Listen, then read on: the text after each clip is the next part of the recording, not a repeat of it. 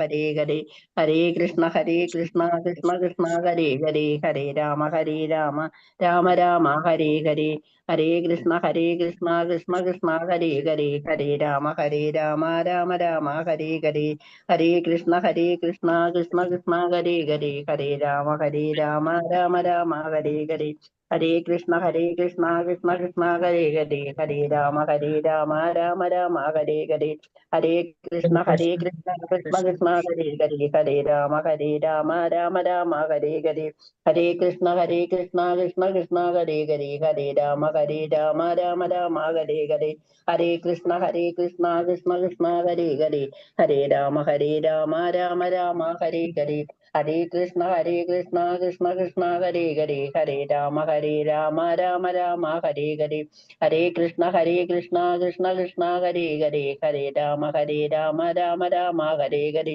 ഹരേ ഹരേ കൃഷ്ണ മാതാജി പ്രണാം മാതാജി ഹരേ പ്രണാമം കൃഷ്ണ പ്രണാമം മാതാജി മാതാജി പ്രണാമം. പ്രണാം.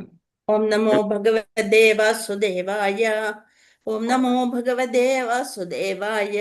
ഓം നമോ ഭഗവതേ വാസുദേവായ. ഓം അജ്ഞാനതിമിരാന്ധസ്യ ജ്ഞാനാഞ്ജനശലാകയാ ചക്ഷുരുന്മീലിതം യേന തസ്മൈ ശ്രീഗുരവേ നമഃ. ശ്രീചൈതന്യമനോഭീഷ്ടം സ്ഥാപിതം യേന ഭൂതലേ ദദാ സ്വയം രൂപകഥാ മഹ്യം ദദാതി സവദാന്തികം വന്ദേഹം ശ്രീഗുരോൻ ശ്രീയുതപദകമലം ശ്രീഗുരോൻ വൈഷ്ണവാംശ ശ്രീരൂപം സാഗരജാതം സഹഗണ രഘുനാഥാന്യതം തം സജീവം സാദ്വൈതം സാവധൂതം പരിജനസഹിതം കൃഷ്ണ ചൈതന്യദേവം ശ്രീരാധാകൃഷ്ണപാദാൻ സഹഗണ ലളിത ശ്രീ വിശാഖാന്യതാംശ. ഹേ കൃഷ്ണ കരുണാ സിന്ധോ ദീനബന്ധോ ജഗത്പദേ ഗോപേശ ഗോപികാന്ത രാധാകാന്ത നമോസ്തുതേ.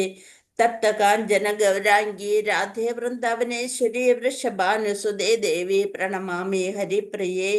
വാഞ്ചകൽപതരുഭ്യശ്ച കൃപാസിന്ധുഭ്യശ്ച പാവനേഭ്യോ വൈഷ്ണവേഭ്യോ നമോ നമഃ. നമാവോ വിഷ്ണുപാദായ കൃഷ്ണപൃഷ്ഠായ ഭൂതലേ ശ്രീമതേ ജയപതാക സ്വാമിനിധി നാമിനെ നമാചാര്യപാദായ നിതായ കൃപാപ്രദായിനെ ഗൗരഗദാമതായ നഗരഗ്രാമതാരിണേ.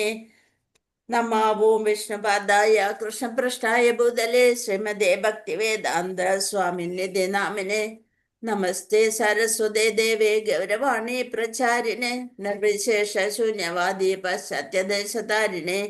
ജയ ശ്രീകൃഷ്ണ ചൈതന്യ പ്രഭു നിത്യാനന്ദ ശ്രീ അദ്വൈത ഗദാധര ശ്രീവാസാദി ഗൗരഭക്തവൃന്ദ.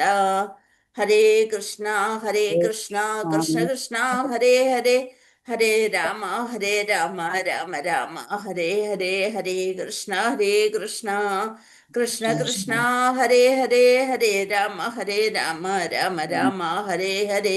ഹരേ കൃഷ്ണ കൃഷ്ണ കൃഷ്ണ ഹരേ ഹരേ ഹരേ രാമ രാമ രാമ ഹരേ ഹരേ. ജയ ജയ ഭാഗവത ദേവാ ജയ ജയ ഭാഗവത.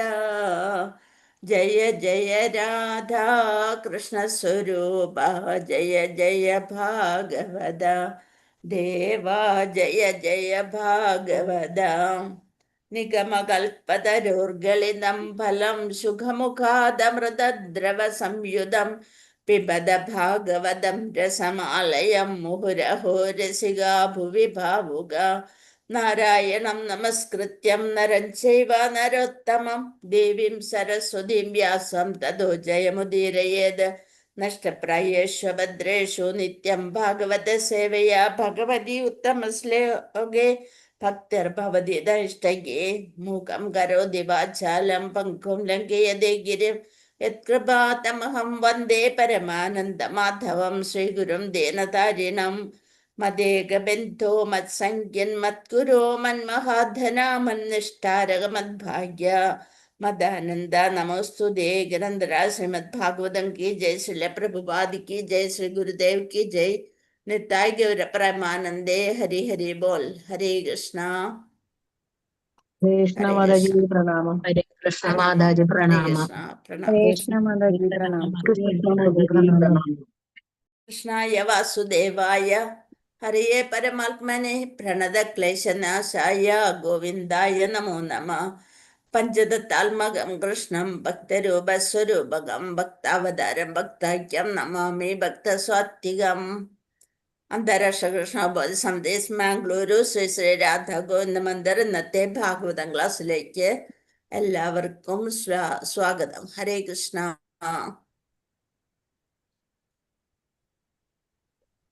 നമ്മൾ ചർച്ച ചെയ്തുകൊണ്ടിരിക്കുന്നത്, കേൾക്കണില്ലേ മാതാജി? കേൾക്കാം മാതാജി. ചർച്ച ചെയ്തുകൊണ്ടിരിക്കുന്ന സ്കന്ധം 1 അധ്യായം 18 മഹാരാജ പരീക്ഷത്തിന് ലഭിച്ച ശാപം എന്ന അധ്യായത്തില് 28ാമത്തെ ശ്ലോകമാണ് നമ്മൾക്ക് നോക്കേണ്ടത്. അതായത് വേട്ടയ്ക്കിടെ പരീക്ഷിത മഹാരാജാവ് ക്ഷീണിതനാകുന്നതും ദാഹവും വിശപ്പും കാരണം അദ്ദേഹം ഒരു ആശ്രമത്തിലെത്തുന്നു. അത് ആരുടെ ആശ്രമമായിരുന്നു? ശമീക മഹർഷിയുടെ ആശ്രമത്തിലായിരുന്നു. അവിടെ ധ്യാനത്തിലിരുന്ന മുനി ശമീക ഋഷിയോട് രാജാവ് വെള്ളം ചോദിക്കുന്നു. പക്ഷെ മുനി മറുപടി പറയുന്നില്ല. ആഴത്തിലുള്ള സമാധിയായിരുന്നതിനാൽ മുനിക്ക് രാജാവിന്റെ സാന്നിധ്യം അറിയാൻ സാധിച്ചില്ല. എന്നാൽ ഇത് അപമാനമായി കരുതിയ പരീക്ഷത്ത് എന്ത് ചെയ്തു? ഒരു ചത്ത് കിടന്ന പാമ്പിനെ എടുത്ത് മുനിയുടെ കഴുത്തിലിടുന്നു. ഇനി മുനിയുടെ മകനായ ശൃംഗി മുനിപുത്രനാണ്. മുനിയുടെ മകനായ ശൃംഗി കൂട്ടുകാര് പറഞ്ഞ സംഭവം അറിഞ്ഞ് കോപിക്കുന്നു. കാണുന്നതിന് മുമ്പേ ആ ബ്രാഹ്മണന്റെ കരുത്ത് അല്ലെ തപശക്തി അതുകൊണ്ട് എന്താ ശപിച്ചു. 7ാം ദിവസം തസ്കരൻ എന്ന സർപ്പം കടിച്ച് പരീക്ഷിത്ത് മരിക്കുമെന്ന് ശപിക്കുന്നു. ഇതറിഞ്ഞ ശമീക മുനി ദുഃഖിക്കുന്നു. രാജാവ് എങ്ങനെയുള്ള ആളാണ്? ധാർമ്മികനാണ്, ഭഗവത് ഭക്തനുമാണ്. പുത്രന്റെ അതികോപത്തെ അദ്ദേഹം വിമർശിക്കുന്നു. പക്ഷെ ഇത് എന്തിന് വഴിയൊരുക്കി? നമുക്ക് ഭാഗവത ശ്രവണത്തിന് വഴിയൊരുക്കുന്നു. ശാപവാർത്ത അറിഞ്ഞ പരീക്ഷിത്താണെങ്കിലോ രാജ്യം വിട്ട് എവിടേക്ക് പോയി? ഗംഗാതീരത്ത് ഉപവസിക്കുന്നു. അതിനെ കുറിച്ചാണ് ഇനി നമ്മൾക്ക് നോക്കാം. ശ്ലോകം 28. ഓം നമോ ഭഗവതേ വാസുദേവായ അലബ്ധതൃണഭൂമ്യാദീരസംപ്രാപ്താർഘ്യസുനൃത അവജ്ഞാതമിവാത്മാനം മന്യമാനശ്ചു കോപഃ. അലബ്ധ ലഭിക്കാത്തതിന് തൃണ പുല്ലുകൊണ്ട് നിർമ്മിച്ചിരിപ്പിടം, ഭൂമി, ആദിഹി മുതലായവ, അസംപ്രാപ്ത അർഘ്യ സുനൃത മധുഭാഷണങ്ങൾ, അവജ്ഞാതം അവഗണിക്കപ്പെടുകയാൽ ഇവ ഇതുപോലെ ആത്മാനം മന്യമാനഃ ചുകോപ അത്തരത്തിൽ വിവർത്തനം. തന്നെ ആതിഥ്യ മര്യാദയോടെ സ്വീകരിച്ച് ആനയിച്ച് സ്ഥാനവും ഇരിപ്പിടവും നൽകി ഉപവിഷ്ടനാക്കി ആതിഥ്യോപചാരപൂർവമായ ജലം നൽകി മധുര ഭാഷണം ചെയ്യാത്തത് അപമാനിക്കുന്നതിനായാണെന്ന് സ്വയം ചിന്തിച്ച് രാജാവ് കോപാകുലനം ചെന്നു. ശൃംഗിയുടെ ഒരു ശത്രുവാണ് വീട്ടിൽ അതിഥിയായി ഭാവാർത്ഥം ശ്രീലപ്രഭുവാദ്. ജയ ശ്രീലപ്രഭുവാദ്. ഒരു ശത്രുവാണ് വീട്ടിൽ അതിഥിയായി വരുന്നതെങ്കിൽ പോലും അവനെ എല്ലാവിധ ആതിഥ്യ മര്യാദകളോടും കൂടി സ്വീകരിക്കണമെന്ന് വേദാനുശാസന ധർമ്മ സംഹിതകളിൽ ആതിഥ്യോപചാര ധർമാനുസാരത്വത്തിൽ പറഞ്ഞിരിക്കുന്നു. നമ്മുടെ വേദങ്ങളിൽ എല്ലാ ആതിഥ്യ മര്യാദകളും എല്ലാം നമ്മൾ ചെയ്യേണ്ട ധർമ്മങ്ങളും എല്ലാം വിവരിച്ചു കൊടുത്തിട്ടുണ്ട്. അപ്പൊ ആതിഥ്യ മര്യാദ എന്താണെന്ന് വേദാനുശാസന ധർമ്മ സംഹിതകളില് പറഞ്ഞിരിക്കുന്നു. താൻ ശത്രുഭവനത്തിലാണ് ആഗതനായിരിക്കുന്ന പ്രതീതി. ആ ശത്രുവാണ് വന്നതെങ്കിലും കൂടി അതൊരു ശത്രുവിന്റെ ഭവനമാണ് എന്ന് ആ ശത്രുവിന് അനുഭവപ്പെടാനുള്ള യാതൊരുവിധ സാഹചര്യവും അഥവാ പെരുമാറ്റവും നമ്മുടെ ഭാഗത്തു നിന്നും നിശ്ചയമായും ഉണ്ടാകരുത്. ആര് നമ്മളുടെ ഗൃഹത്തില് വന്നാലും അതൊരു ശത്രുവായാൽ കൂടി നമ്മള് ആതിഥ്യ മര്യാദ ചെയ്യണം. ഇപ്പൊ നമ്മുടെ വീട്ടിൽ ആരെങ്കിലും വരുന്നത് തന്നെ നമുക്ക് ദേഷ്യമാണ് അല്ലെ? എന്താണ്? ടിവിയും വെച്ച് എല്ലാവരും അതിന്റെ മുന്നിലായിരിക്കും. ഈ ആളുടെ മുഖത്ത് നോക്കണതിന് പകരം TV-യിൽ നോക്കിയിട്ടായിരിക്കും ആ സുഖല്ലേ, ഇരിക്കല്ലേ, ചായ എടുക്കട്ടെ, അങ്ങനെയൊക്കെയാണ് നമ്മൾ ചോദിക്കുക. എന്നാ വരുന്ന ആളെ സ്വീകരിക്കാൻ പോലും നമ്മൾക്ക് സമയവും ഇല്ല, താല്പര്യമില്ല. നമ്മുടെ ഇത് ചോദ്യം ചോദിക്കും, പറയും ശരി ഇല്ല ഞാൻ ഇപ്പൊ കുടിച്ചേ വന്നോളൂ എന്നൊക്കെ പറഞ്ഞ് അവര് ഒഴിഞ്ഞു മാറും, ബോധമുള്ളവരാണെങ്കിൽ.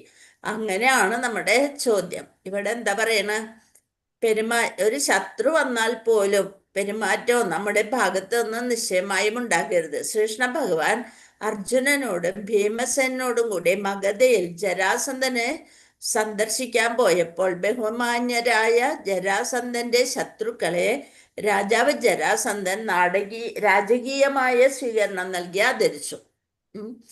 മഗധയില് ജരാസന്ധനെ സന്ദർശിക്കാൻ പോയപ്പോൾ ബഹുമാന്യരായ ജരാസന്ധന്റെ ശത്രുക്കളെ രാജാവ് ജരാസന്ധൻ രാജകീയമായ സ്വീകരണം നൽകി ആദരിച്ചു. അതിഥിയായ ശത്രു ഭീമസേനന് ജരാസന്ധനുമായി യുദ്ധത്തിൽ ഏർപ്പെടേണ്ടി വന്നെങ്കിൽ തന്നെയും അവർക്ക് ഗംഭീരമായ സ്വീകരണമാണ് ജരാസന്ധൻ നൽകിയത്. ആ ഭീമനാണ് ജരാസന്ധനെ അവസാനം വലിച്ചു കയറി കൊന്നത്, അല്ലെ? അപ്പൊ എന്നിട്ട് പോലും ആ ശത്രുവിന് ജരാസന്ധൻ രാജാവ് രാജകീയമായ സ്വീകരണമാണ് നൽകിയത്. അവർക്ക് ഗംഭീരമായ സ്വീകരണമാണ് ജരാസന്ധൻ നൽകിയത്. രാത്രിയിൽ അവർ അതിഥികളെയും മിത്രങ്ങളെയും പോലെ ഒരുമിച്ച് കൂടിയെങ്കിലും പിറ്റേന്ന് പകൽ മരണത്തെ മുഖാമുഖം കണ്ടുകൊണ്ട് അഥവാ വെല്ലുവിളിച്ചുകൊണ്ട് സ്വജീവനെ അപായപ്പെടുത്തിക്കൊണ്ട് അവർ യുദ്ധത്തിൽ ഏർപ്പെട്ടു. ആതിഥ്യോപചാരപൂർവമായ ധർമാനുസാരത്വം ഈ വിധത്തിലാകുന്നു. ഇങ്ങനെയാണ് നമ്മൾ ചെയ്യേണ്ടത് എന്നാണ് വേദത്തിലൊക്കെ കൊടുത്തിരിക്കുന്നത്. അതിഥിക്ക് യാതൊന്നും നൽകാൻ കഴിവില്ലാത്ത ദരിദ്രൻ ഇരിക്കാൻ ഒരു പുൽപ്പായും കുടിക്കാൻ ജലവും മധുര ഭാഷണങ്ങളും, ഭക്ഷണം ഇല്ലെങ്കിലും എന്ത് കൊടുക്കണം? ഭാഷണം. എന്താണ് ഭാഷണം എന്ന് വെച്ചാല്? മധുര വചനങ്ങള്. അത് ധാരാളമാണെന്ന് ആതിഥ്യോപചാര ധർമാനുസാരത്വം അനുശാസിക്കുന്നു. ആകയാൽ ഒരു അതിഥിയെ സ്വീകരിക്കുന്നതിന് മിത്രമായാലും ശത്രുവായാലും ശരി അതിന് യാതൊരു ചെലവുമില്ല. എന്നും മതി, ഇരിക്കാനൊന്ന് ക്ഷണിക്കുക, കുടിക്കാൻ ജലം കൊടുക്കുക, മധുര ഭാഷണങ്ങളും നന്നായിട്ട് സംസാരിക്കുക, അദ്ദേഹത്തെ വെറുപ്പിക്കാത്ത തരത്തിൽ സംസാരിക്കുക. അത് വെറും ശ്രേഷ്ഠമായ അഥവാ പ്രശംസാർഹമായ ആചാരങ്ങളുടെ പ്രശ്നം മാത്രമാണ്. അപ്പൊ ബാക്കിയുള്ളവർ ചെയ്തില്ലെങ്കിലും വൈഷ്ണവരായ നമ്മളെ അങ്ങനെ പെരുമാറാനായിട്ട് പഠിക്കണം. പരീക്ഷിത മഹാരാജാവ് ശമീക ഋഷിയുടെ ആശ്രമത്തിൽ പ്രവേശിച്ചത് രാജകീയമായ സ്വീകരണം പ്രതീക്ഷിച്ചല്ല. കാരണം ഋഷികളും മുനിമാരും ഭൗതികമായി സമ്പന്നരല്ലെന്ന് രാജാവിന് അറിയാമായിരുന്നു. അതൊരു വെറും ഒരു ആശ്രമം. അന്നത്തെ ആശ്രമമൊക്കെ അവർക്ക് ജീവൻ നിലനിർത്താൻ വേണ്ടി മാത്രമാണ് അവര് ഭൗതിക സുഖ സൗകര്യങ്ങൾ ഉപയോഗിക്കുന്നത്. അപ്പൊ പരീക്ഷിത മഹാരാജാവിനറിയാം ശമീക ഋഷിയുടെ ആശ്രമത്തില് യാതൊരു രാജാവിനെ സ്വീകരിക്കാൻ തക്ക വിധത്തിലുള്ള കാര്യങ്ങളെ അതിനുള്ള സൗകര്യങ്ങളൊന്നുമില്ല എന്ന് മഹാരാജാവിനറിയാം. കാരണം ഋഷികളും മുനിമാരും ഭൗതികമായി സമ്പന്നരല്ലെന്ന് രാജാവിന് അറിയാമായിരുന്നു. പക്ഷേ ഇരിക്കാനായി ഒരു പുൽപ്പായും കുടിക്കാൻ ഒരു പാത്രം ജലവും മധുര ഭാഷണങ്ങളും തനിക്ക് നിഷേധിക്കുമെന്ന് ഒട്ടും നനച്ചതേയില്ല. അദ്ദേഹം ഒരു സാധാരണ അതിഥിയോ ഋഷിയുടെ ശത്രുവോ ആയിരുന്നില്ല. ആരാണത്? അദ്ദേഹം ഈ ലോകം മുഴുവൻ ഭരിക്കുന്ന മഹാരാജാവാണ് വന്നു കയറിയത്. എന്നിട്ടും ഈ വിധത്തിലുള്ള തണുത്ത സ്വീകരണം ലഭിച്ചതിൽ അദ്ദേഹം അത്യന്തം അത്ഭുതപ്പെട്ടു. ദാഹിച്ചു വലഞ്ഞ രാജാവിന് ജലം വളരെ അത്യാവശ്യമായ ഘട്ടത്തിൽ അദ്ദേഹത്തിന് കോപിക്കാനുള്ള അവകാശമുണ്ടായിരുന്നു. അപ്പൊ രാജാവിന് സ്വീകരണം കിട്ടിയില്ലെങ്കിൽ അദ്ദേഹത്തിന് കോപിക്കാനുള്ള ഒരു കാര്യം ഉണ്ടായിരുന്നു. പക്ഷേ അത്തരം ഒരു ഗൗരവമായ അവസ്ഥയിൽ രാജാവ് കോപാകുലനായി തീർന്നതിൽ യാതൊരു അസ്വാഭാവികതയും ഇല്ല. ഇപ്പൊ രാജാവിന്റെ പെരുമാറ്റത്തില് ഒരു തെറ്റുമില്ല എന്ന് ശമീക ഋഷിക്ക് തോന്നണതാണ്. എന്നാൽ രാജാവ് ഒരു മഹായോഗിയേക്കാൾ ഒട്ടും കുറഞ്ഞവനല്ലാത്തതിനാൽ, അപ്പൊ എന്താണ് വീണ്ടും ഒരു കാര്യം ഇവിടെ പറയണ, അന്നത്തെ രാജാക്കന്മാരെ എങ്ങനെയുള്ളവരായിരുന്നു? ഋഷി തുല്യരായിരുന്നു. യോഗിയേക്കാൾ ഒട്ടും കുറവല്ല. അപ്പൊ അതുകൊണ്ട് ഒരു യോഗി എന്താണോ പ്രതീക്ഷിക്കേണ്ടത് അത് മാത്രമേ രാജാവും പ്രതീക്ഷിക്കാൻ പാടുള്ളൂ. രാജാവ് ഒരു മഹായോഗിയേക്കാൾ ഒട്ടും കുറഞ്ഞവനല്ലാത്തതിനാൽ അദ്ദേഹം കോപാകുലനായി തീർന്നതും അതേ തുടർന്ന് അദ്ദേഹം പ്രവർത്തിച്ച വിധവും തികച്ചും അത്ഭുതപ്പെടുത്തുന്നതായിരുന്നു. അപ്പൊ എന്തായിരുന്നു അതിന് കാരണം? രാജാവിന്റെ തലയില് കിരീടം ഉണ്ടായിരുന്നു അല്ലെ, സ്വർണത്തിന്റെ കിരീടം. ആ കിരീടത്തിൽ ആരുണ്ടായിരുന്നു? കലിപുരുഷൻ ഉണ്ടായിരുന്നു അല്ലെ. അപ്പൊ ആ കലിയാണ് രാജാവിനെ നിയന്ത്രിച്ചിരുന്നത്. അപ്പൊ അതേ തുടർന്ന് അദ്ദേഹം പ്രവർത്തിച്ച വിധവും തികച്ചും അത്ഭുതപ്പെടുത്തുന്നതായിരുന്നു. ആകയാൽ ഇപ്രകാരം സംഭവിച്ചത് ഭഗവാന്റെ പരമേച്ഛയാലാണെന്ന് നാം അംഗീകരിച്ചേ മതിയാകും. പരീക്ഷിത മഹാരാജാവ് ഒരിക്കലും അങ്ങനെ ദേഷ്യപ്പെടാനുള്ള ഒരു മനസ്സുള്ള ആളല്ല. ഭഗവാന്റെ അത്ര വലിയ ഭക്തനാണ്. ജനിച്ച ഉടനെ തന്നെ ഭഗവാനെ കണ്ട ആള്. എപ്പോഴും ഭഗവാനെ തന്നെ അന്വേഷിച്ചുകൊണ്ടിരിക്കുന്ന ആള്. ഭഗവാന്റെ കൃപ വേണ്ടുവോളമുണ്ട്. ലോകം മുഴുവൻ അദ്ദേഹം ഭരിക്കുന്നു. എന്നിട്ട് എല്ലാവരുടെയും എന്താണ് ഭക്തി വളർത്തി ഭഗവാനിലേക്ക് എത്തിക്കാൻ വേണ്ടി പ്രയത്നിക്കുന്നു. ഇതൊക്കെ നടത്തുന്ന ഒരു രാജാവിന് ഇങ്ങനെയൊന്നും പ്രവർത്തിക്കാൻ സാധിക്കില്ല. പക്ഷെ ഇതെന്താണ് സംഭവം? ഭഗവാന്റെ പരമ ഇച്ഛയാലാണ്. എന്താ ഇത് ഭഗവാനിലേക്ക് എത്തിക്കേണ്ട സമയമായി. പരീക്ഷിത മഹാരാജാവിനെ ഇതെല്ലാം ഉപേക്ഷിച്ച്, എല്ലാ ഭൗതിക സുഖ സൗകര്യങ്ങളും ഉപേക്ഷിച്ച് 7 ദിവസം കൊണ്ട് ഭഗവാനെ എന്നിലേക്ക് എത്തിച്ചേരേണ്ട സമയമായി തീർന്നു. അപ്പൊ അത് ഒരാൾക്കും തടുക്കാൻ സാധിക്കില്ല. പിന്നെന്താണ് ഏറ്റവും പ്രധാനപ്പെട്ടത്? ഭാഗവതം. ഭഗവാൻ ഇവിടുന്ന് പോയപ്പോൾ ഭഗവാൻ എന്തിലാണ് ഇരിക്കുന്നത്? ഭാഗവതത്തിലാണ് ഭഗവാൻ ഇരിക്കുന്നത്. ആ ഭാഗവതം സാധാരണ ജനങ്ങൾക്ക് എത്തിക്കേണ്ടത് ആരിലൂടെയാണ്? പരീക്ഷിത മഹാരാജാവിലൂടെയാണ്. അപ്പൊ അതുകൊണ്ടാണ് ഇവിടെ പറയുന്നത് എന്ത്? ഭഗവാന്റെ പരമ ഇച്ഛയാല്. നമ്മൾക്കൊക്കെ വെറും ഇച്ഛ, ഭഗവാനാണെന്നുണ്ടെങ്കിൽ അത് പരമേച്ഛയാലാണെന്ന് നാം അംഗീകരിച്ചേ മതിയാകൂ. രാജാവ് മഹാഭഗവത് ഭക്തനും സന്യാസിയാണ്. രാജാവിനോളം ശ്രേഷ്ഠനുമായിരുന്നു. എന്നാൽ ഭഗവതേച്ഛയാൽ സാഹചര്യങ്ങൾ ഇത്തരത്തിൽ സൃഷ്ടിക്കപ്പെടുകയാണ് ചെയ്യുന്നത്. അല്ലെന്നുണ്ടെങ്കിൽ രാജാവ് ആ മുനിയുടെ ആശ്രമത്തിലേക്ക് വരുവാനും രാജാവിന് അങ്ങനെ ഒരു ദാഹം അനുഭവപ്പെടാനും, ദാഹമൊക്കെ കൺട്രോൾ ചെയ്യാൻ അറിയണ മനുഷ്യരാണ്. നമ്മളാണെങ്കിൽ അയ്യോ വിശന്നിട്ട് പാടില്ലേ, അയ്യോ ദാഹിക്കണേ, എങ്ങനെയൊക്കെയാണ് നമ്മൾ പറയാ. അയ്യോ അവിടെയാണ് അയ്യോ ഒക്കെ പറയാ. നാം ഭഗവാനെ കണ്ടില്ലല്ലോ എന്നുള്ള വിചാരത്തിനോ അല്ലെങ്കിൽ ഇന്ന് നാമം ചൊല്ലിയില്ലല്ലോ, അയ്യോ ഒരു വിഷമമൊന്നും നമുക്കുണ്ടാവില്ല. എന്തും കഴിക്കണം. നമുക്ക് ദ്വന്ദ്ങ്ങളൊന്നും സഹിക്കാനൊന്നും പറ്റില്ല. അതിന് അയ്യോ വയ്യോ എന്ന് പറഞ്ഞുകൊണ്ടിരിക്കും അല്ലെ. ഇവിടെ ഒട്ടും കുറഞ്ഞവനല്ലാത്തതിനാൽ അദ്ദേഹം കോപാകുലനായി തീർന്നതും അതേ തുടർന്ന് അദ്ദേഹം പ്രവർത്തിച്ച വിധവും തികച്ചും അത്ഭുതപ്പെടുത്തുന്നതായിരുന്നു. ആകയാൽ ഇപ്രകാരം സംഭവിച്ചതിന്റെ ഭഗവാന്റെ പരമേച്ഛയാലാണെന്ന് നാം അംഗീകരിച്ചേ മതിയാകൂ.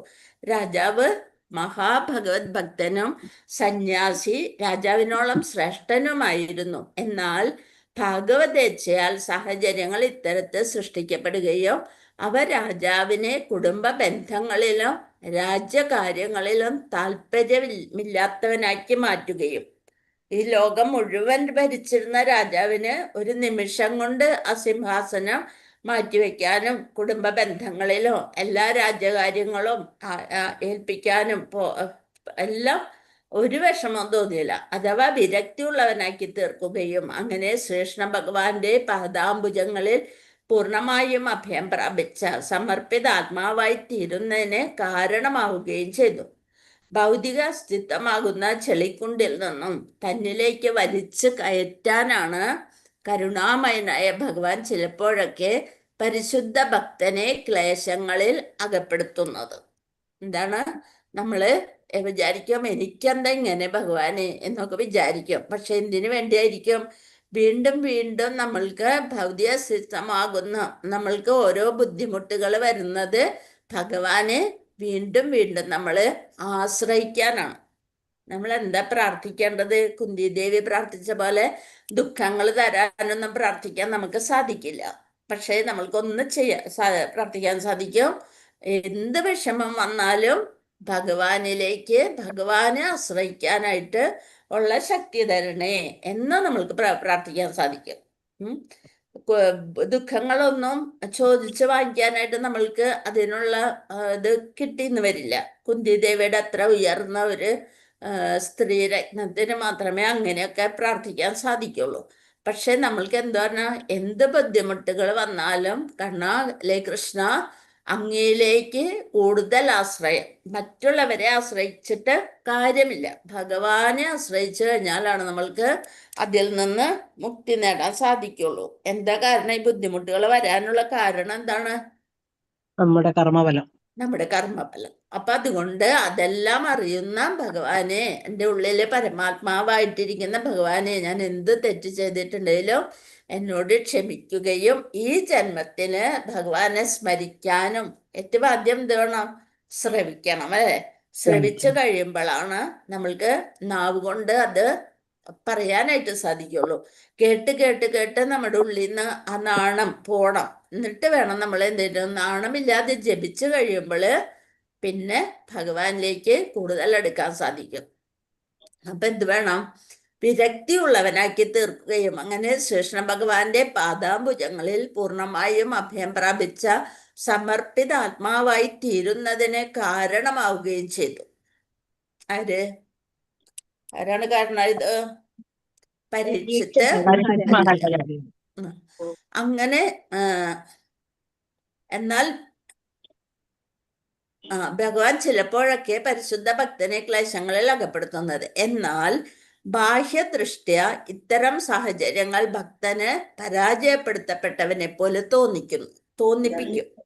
ഇങ്ങനെയുള്ള സാഹചര്യങ്ങൾ വരുമ്പോൾ നമ്മൾ പറയും, ഇത്ര അധികം നാമം ജപിക്കുന്നുണ്ട്, നേരം വെളുക്കുമ്പോൾ 3-4 മണിക്ക് എഴുന്നേൽക്കുന്നുണ്ട്, ഇതൊക്കെ ചെയ്തിട്ടും ഭഗവാന് കണ്ണില്ലേ എന്നൊക്കെ ചോദിച്ചുകൊണ്ട് നമ്മൾ ഭഗവാനെ കുറ്റപ്പെടുത്തും. ഭഗവത് ഭക്തർ സദാ അപ്പൊ ബാഹ്യദൃഷ്ട്യ പുറമേന്ന് നോക്കുമ്പോ എന്ത് തോന്നും? ഈ അമ്പലത്തിലൊക്കെ പോണുണ്ട്, എന്ത് കാര്യമുണ്ട്, എപ്പോഴും ബുദ്ധിമുട്ടാണ്, അല്ലെ? നമ്മൾ പറയും വലിയ അമ്പലവാസിയൊക്കെയാണ്, എന്താ അവരുടെ വീട്ടിലുള്ള ഒരു ബഹളങ്ങളും ഇതൊക്കെയെന്ന് പറയും. പക്ഷെ അങ്ങനെയല്ല. ഭൗതിക അസ്തിത്വമാകുക എന്താണ്? ഭക്തനെ ക്ലേശങ്ങളിൽ അകപ്പെടുത്തുന്നത് ഭഗവാൻ ചിലപ്പോഴൊക്കെ പരിശുദ്ധ ഭക്തനെ ക്ലേശങ്ങളിൽ അകപ്പെടുത്തുന്നത് എന്തിനു വേണ്ടിയാണ്? ഭഗവാനിലേക്ക് തിരിക്കാൻ വേണ്ടിയാണ്. എന്നാൽ ബാഹ്യദൃഷ്ട്യ നമ്മൾ വിചാരിക്കും പരാജയപ്പെടുത്തപ്പെട്ടവനെ പോലെ തോന്നിപ്പിക്കുന്നു.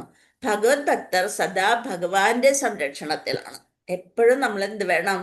ഭഗവാന്റെ സംരക്ഷണത്തിലാവാനായിട്ട് പ്രാർത്ഥിച്ചുകൊണ്ടിരിക്കണം. ആകയാൽ ഏത് സാഹചര്യത്തിലും, പരാജയത്തിലായാലും വിജയത്തിലായാലും, ഭക്തരുടെ പരമ മാർഗദർശി ഭഗവാനാകുന്നു. നമ്മൾ വിജയിച്ചാൽ നമ്മൾ വിചാരിക്കും ഇനിയിപ്പോ അമ്പലത്തിൽ പോയില്ലേലും വലിയ കുഴപ്പമൊന്നുമില്ല, ഭഗവാനെ പ്രാർത്ഥിക്കല് നാളെ ആവട്ടെ എന്നൊക്കെ വിചാരിക്കരുത്. പരാജയത്തിലായാലും വിജയത്തിലായാലും ഭക്തരുടെ പരമ മാർഗദർശി ഭഗവാനാകുന്നു. ആകയാൽ പരിശുദ്ധ ഭഗവത് ഭക്തർ എല്ലാ പരാജയങ്ങളെയും ക്ലേശങ്ങളെയും എന്തായിട്ട് കാണുന്നു? ഭഗവാന്റെ അനുഗ്രഹങ്ങളായി സ്വീകരിക്കുന്നു. എല്ലാം ഭഗവാന്റെ ഇച്ഛ, എല്ലാം ഭഗവാന്റെ അനുഗ്രഹം. അങ്ങനെ ഒരു 10 പ്രാവശ്യം പറഞ്ഞു നോക്കിയാൽ നമ്മൾക്കും അത് സ്വീകരിക്കാൻ സാധിക്കും. ഹരേ കൃഷ്ണ. ശ്ലോകം 29. അഭൂതപൂർവ സഹസാക്ഷുത്രുഭ്യാമർദ്ദിതാത്മന ബ്രാഹ്മണം പ്രത്യഭൂത് ബ്രഹ്മൻ മത്സരോ മഞ്ഞുരേവ ച. അഭൂതപൂർവ സഹസ സാന്ദർഭികമായ ക്ഷുത് വിശപ്പ് തൃഡ്ഭ്യാം ദാഹവും അർദ്ദിത ആത്മന ബ്രാഹ്മണം ബ്രാഹ്മണനെ പ്രതി എതിരെ അഭൂത് ആയിത്തീർന്നു ബ്രഹ്മൻ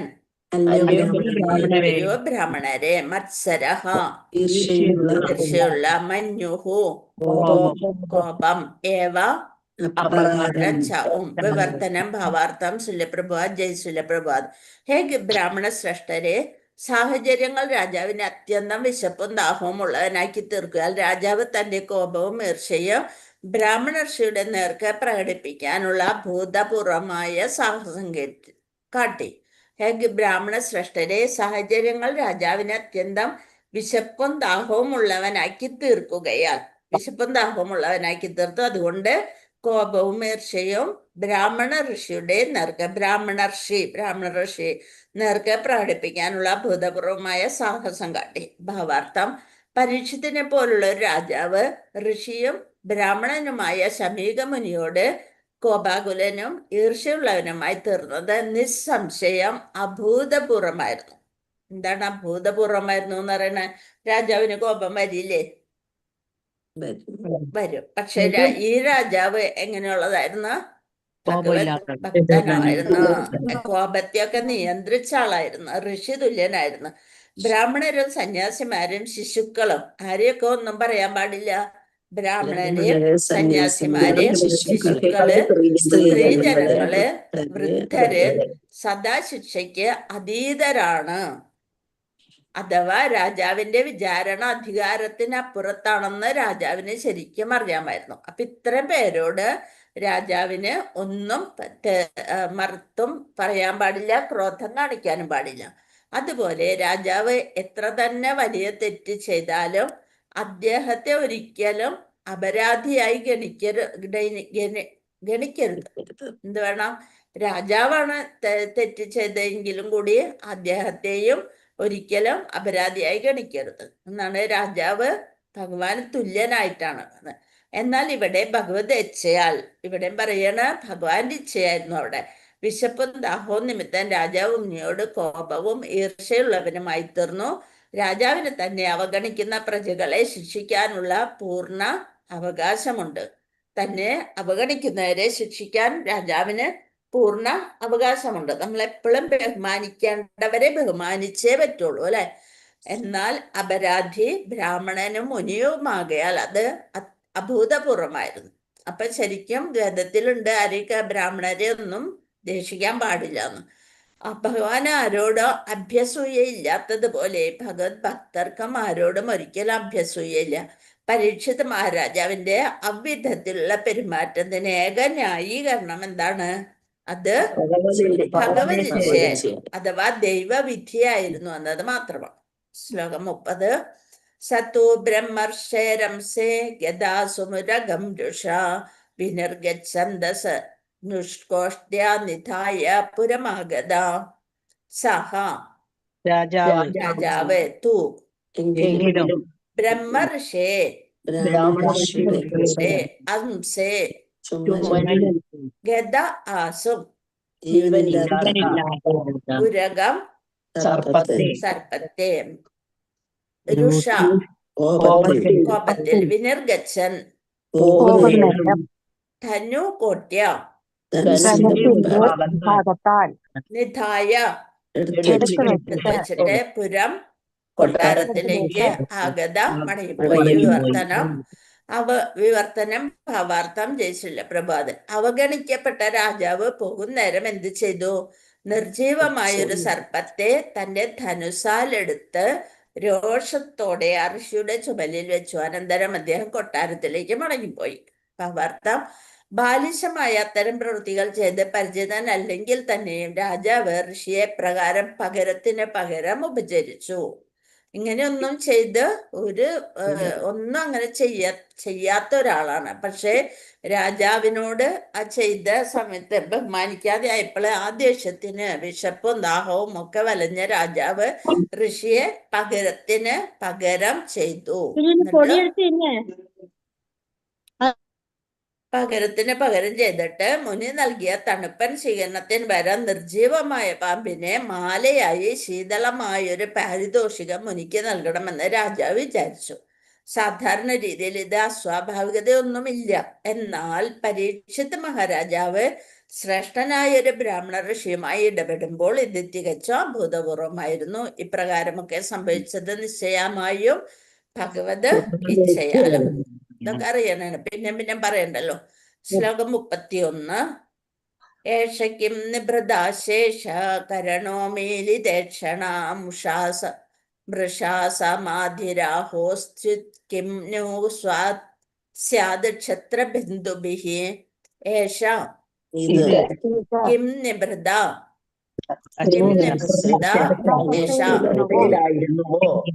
അവസ്ഥയിലായിരുന്നുവോ കരണഃ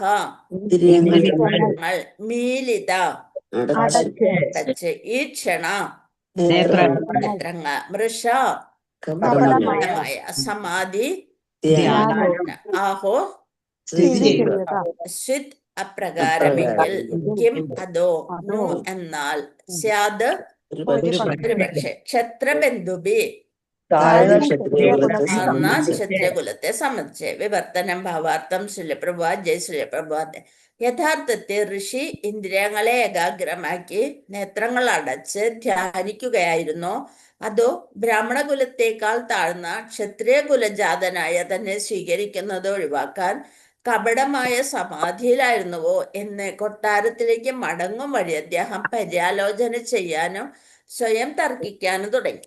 പിന്നെ പോണ സമയത്ത് അദ്ദേഹം ഇങ്ങനെയൊക്കെ ആലോചിച്ചു. എന്ത് ഋഷി വെറുതെ ഇങ്ങനെ ഇന്ദ്രിയങ്ങളെ ശരിക്കും ഏകാഗ്രമാക്കി വെച്ചിരിക്കുകയാണോ അതോ നേത്രങ്ങൾ അടച്ച് ധ്യാനിക്കുകയായിരുന്നോ അതോ ബ്രാഹ്മണ കുലത്തേക്കാൾ താഴ്ന്നതാണ് ക്ഷത്രിയകുലം, അങ്ങനെ ക്ഷത്രിയകുലത്തിൽ ജാതനായ പരീക്ഷിത മഹാരാജാവിനെ സ്വീകരിക്കുന്നത് ഒഴിവാക്കാൻ കപടമായ സമാധിയിലായിരുന്നുവോ എന്ന് കൊട്ടാരത്തിലേക്ക് മടങ്ങും വഴി അദ്ദേഹം പര്യാലോചന ചെയ്യാനും സ്വയം തർക്കിക്കാനും തുടങ്ങി. ഇങ്ങനെയൊക്കെ ചിന്തിച്ചുകൊണ്ട് അദ്ദേഹം കൊട്ടാരത്തിലേക്ക് പോയി. ഒരു ശുദ്ധ ഭഗവത് ഭക്തനാകയാൽ രാജാവിന് സ്വയം ചെയ്തികളെ അംഗീകരിക്കാൻ കഴിഞ്ഞില്ല. അയ്യോ, അങ്ങനെ ചെയ്യേണ്ടിയിരുന്നില്ല. ഉടനെ പരമാത്മാവായിട്ട് ഭഗവാൻ ഇരിക്കണ്ടല്ലേ, അങ്ങനെ ചെയ്യേണ്ടിയിരുന്നില്ല. നമ്മൾ ചെയ്യുന്ന കാര്യങ്ങളെ കുറിച്ച് ഒന്ന് വിചിന്തനം ചെയ്തു. ആകയാൽ ഋഷി യഥാർത്ഥത്തിൽ ധ്യാനത്തിൽ തന്നെ ആയിരുന്നുവോ അതോ കുലത്തെ ബ്രാഹ്മണനായ ഋഷിയേക്കാൾ താഴ്ന്ന ക്ഷത്രിയനായ ഒരു രാജാവിനെ സ്വീകരിക്കുന്ന ഒഴിവാക്കാനായി ഋഷി ധ്യാന നിമഗ്നനായിരിക്കുന്നത് പോലെ ഭാവിക്കുകയായിരുന്നോ എന്ന് പരീക്ഷിത മഹാരാജാവ് സ്വയം ചോദിക്കുവാൻ തുടങ്ങി. ഇങ്ങനെയൊക്കെ ചോദിച്ചു. തെറ്റായി എന്തെങ്കിലും പ്രവർത്തിച്ച ഉടൻ തന്നെ സത്ത് ആത്മാക്കൾക്ക് അതേക്കുറിച്ച് എന്ത് വരും? പശ്ചാത്താപം. നമ്മൾ തെറ്റെന്തെങ്കിലും പ്രവർത്തിച്ചു കഴിഞ്ഞാല് നല്ല ആത്മാവാണെങ്കിൽ, സത്താത്മാവാണെങ്കിൽ നമ്മൾക്ക് അതിനെ കുറിച്ച് പശ്ചാത്തലം. അല്ലേ ചെറിയ ഒയ്യോ, ഞാൻ ആ പറഞ്ഞത് കുറച്ചും കൂടി പറയണമായിരുന്നു, അത് പോരാ അവൾക്ക്, അങ്ങനെയൊക്കെ പറഞ്ഞുകൊണ്ടായിരിക്കും നമ്മള് വിചാരിക്കാം. ഒരു ചാൻസ് കിട്ടി, കുറെ നാളായി ഞാൻ വെച്ചിരിക്കണം, അങ്ങനെയൊക്കെ നമ്മള് മനസ്സിൽ ചിന്തിക്കുക. അത് അസത്താണ് കേട്ടോ. അങ്ങനെ ചിന്തിക്കുന്നവര് അസത്താത്മാക്കളാണ്. ഇവിടെ എന്താ പറയണത്? സത്താത്മാക്കളാണെങ്കിൽ എന്താണ്? കുറിച്ച് പശ്ചാത്താപം തോന്നും. സ്വയം ചോദിക്കാം. തെറ്റായി എന്തെങ്കിലും പ്രവർത്തിച്ച ഉടൻ തന്നെ സത്താത്മാക്കൾക്ക് അതേക്കുറിച്ച് പശ്ചാത്താപം തോന്നുന്നു. ശ്രീ വിശ്വനാഥ് ചക്രവർത്തി ഠാക്കൂറും ശ്രീ ജീവ ഗോസ്വാമിയും രാജാവിന്റെ പ്രവൃത്തി പൂർവ്വ ദുഷ്കൃത്യങ്ങൾ കാരണമാണെന്ന് വിശ്വസിക്കുന്നില്ല. രാജാവ് ഇങ്ങനെ പ്രവർത്തിച്ചത് രാജാവ് എന്തെങ്കിലും മുന്നത്തെ ദുഷ്പ്രവർത്തി കാരണമെന്ന് അവരൊന്നും വിശ്വസിക്കുന്നില്ല. കാരണം ഭവനത്തിലേക്ക്, ഭഗവാനിലേക്ക്, രാജാവിനെ ഭവനത്തിലേക്ക്, രാജകൊട്ടാരത്തിലേക്ക് അല്ലാട്ടോ അവിടെ പറയണ, ഏതാണ്? ഭവനത്തിലേക്ക്, ഭഗവാനിലേക്ക് രാജാവിനെ തിരികെ വിളിക്കാനായി മാത്രമാണ് ഭഗവാൻ ഇത്തരത്തിലുള്ള സാഹചര്യം സൃഷ്ടിച്ചത്. ശ്രീ വിശ്വനാഥ ചക്രവർത്തിയുടെ അഭിപ്രായത്തിൽ സംഭവങ്ങൾ ഇപ്രകാരം ആസൂത്രണം ചെയ്തത് ആരാണ്? പരമദിവ്യോത്തമ പുരുഷനായ ഭഗവാൻ തന്നെയായിരിക്കും. മാത്രവുമല്ല, മോഹഭംഗം ഉണ്ടാവാനുള്ള സാഹചര്യങ്ങൾ സൃഷ്ടിക്കപ്പെട്ടതും ഭഗവാദേച്ഛയാലായിരുന്നു. ദുഷ്കൃതമെന്ന് വിശേഷിക്കപ്പെടുന്ന രാജാവിന്റെ പ്രവൃത്തിയാൽ കലിയുഗത്തിന്റെ പ്രഭാവത്തിൽ അകപ്പെട്ട അവിവേകിയായ ബ്രാഹ്മണ പുത്രൻ രാജാവിനെ ശപിക്കണമെന്നും അപ്രകാരം രാജാവ് പരനന്മയ്ക്കായി സ്വരാജ്യവും കുടുംബവും ഉപേക്ഷിക്കണമെന്നുമായിരുന്നു പദ്ധതി. അപ്പൊ ബ്രാഹ്മണപുത്രൻ അങ്ങനെയുള്ളതാണ്. 8 മണിയായേ. ആ മാതാജി, ഹരേ കൃഷ്ണ. കഴിഞ്ഞു തോന്നുന്നത്. ഇത് കുറേ ഉണ്ടാ? കുറച്ചുകൂടെ അപ്പൊ നമുക്ക് ക്ലാസ് ഉണ്ടാ? ഞങ്ങൾക്കില്ല. 8 മണിക്ക് മറ്റേവർക്കുണ്ടോ? 8:30 ഉണ്ടല്ലേ? 8:30 അല്ലേ? അപ്പൊ നമുക്ക് വായിക്കണമെങ്കിൽ ഇതൊന്ന് വായിച്ചു തീർക്കാം, അല്ലെങ്കിൽ നിർത്താം. അവർക്ക് ക്ലാസ് 8:30 ഓക്കെ. അപ്പൊ ഇത് നമ്മൾ പറഞ്ഞ കാര്യങ്ങളാണ്. അപ്പൊ ഒന്ന് ജസ്റ്റ് വായിച്ചു പോകേണ്ട കാര്യമുള്ളൂ. സാഹചര്യം സൃഷ്ടിക്കപ്പെട്ടവൻ ഭഗവാന്റെ ഇച്ഛയാലാണ്. ദുഷ്കൃതമെന്ന് വിശേഷിപ്പിക്കണമെന്ന രാജാവിന്റെ പ്രവൃത്തിയാൽ കലിയുഗത്തിന്റെ പ്രഭാവത്തിൽ അകപ്പെട്ട അവിവേകിയായ ബ്രാഹ്മണപുത്രൻ. നാളെ അതിനെപ്പറ്റി വിശദമായിട്ട് പറയാം. ബ്രാഹ്മണപുത്രൻ എന്തുകൊണ്ടാണ് അവിവേകി എന്ന് പറയുന്നത്? രാജാവിനെ ശപിക്കണമെന്നും അപ്രകാരം രാജാവ് പരനന്മയ്ക്കായി സ്വരാജ്യവും കുടുംബവും ഉപേക്ഷിക്കണമെന്നുമായിരുന്നു പദ്ധതി. ശ്രീ ശുകദേവ ഗോസ്വാമിയുമായുള്ള അദ്ദേഹത്തിന്റെ സുദൃഢമായ ബന്ധം ഭഗവാന്റെ ഗ്രന്ഥ അവതാരം എന്ന് വിശേഷിക്കപ്പെടുന്ന മഹത്തായ ശ്രീമദ് ഭാഗവത അവതരണം സാധ്യമാക്കി തീർക്കും. ഭഗവാന്റെ ഗ്രന്ഥാവതാരമാണ് ഇത് ശ്രീമദ് ഭാഗവതം. അദ്ദേഹത്തിന്റെ ഹൃദയഹാരിയായ അനേകം അതീന്ദ്രിയ ലീലകളെ കുറിച്ചുള്ള വ്രജഭൂമിയിലെ കന്യകമാരോടൊത്തുള്ള ആത്മീയ ഗോപകന്യകമാരോടൊത്തുള്ള അദ്ദേഹത്തിന്റെ രാസലീല പോലുള്ള മനോമോഹനമായ നിരവധി അതീന്ദ്രിയ ലീലകളെ കുറിച്ചുള്ള വർണ്ണന നൽകുന്നു. ഇനി ഏതായാലും നാളെ വായിക്കാം. ഹരേ കൃഷ്ണ. വാഞ്ചകൽപതരുഭ്യശ്ച കൃപാസിന്ധുഭ്യവച പതിതാനാം പാവനേഭ്യോ വൈഷ്ണവേഭ്യോ നമോ നമ. അനന്തകോടി വൈഷ്ണവ ഭക്തവൃന്ദിക്ക് ജയ്. ശ്രീല പ്രഭുപാ